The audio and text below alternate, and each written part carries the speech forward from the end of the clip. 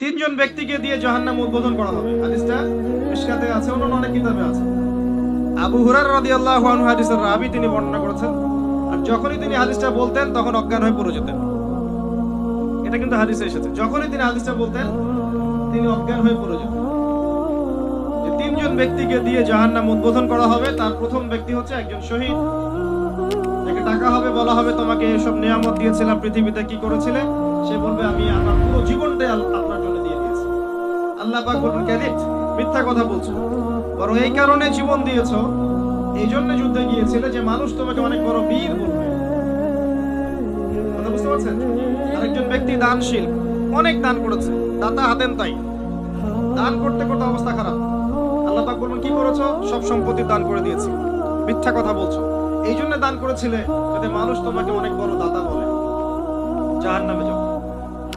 আরেকজন ব্যক্তি কি করেছো? দিনের জ্ঞান অর্জন করেছিলাম, হাফেজ ছিলাম, আলেম ছিলাম, কারি ছিলাম, বক্তা ছিলাম, ইত্যাদি ইত্যাদি, মানুষকে দিনের পথে ডেকেছি। আল্লাহ বলবেন নাউযুবিল্লাহ, আল্লাহ বলবেন এই জন্যই কাজ করেছিলে যে মানুষ তোমাকে অনেক বড় আলেম বলবে, হাফেজে কোরআন বলবে, কারি বলবে, শায়েখ বলবে, ইত্যাদি ইত্যাদি। জাহান্নামে যাও।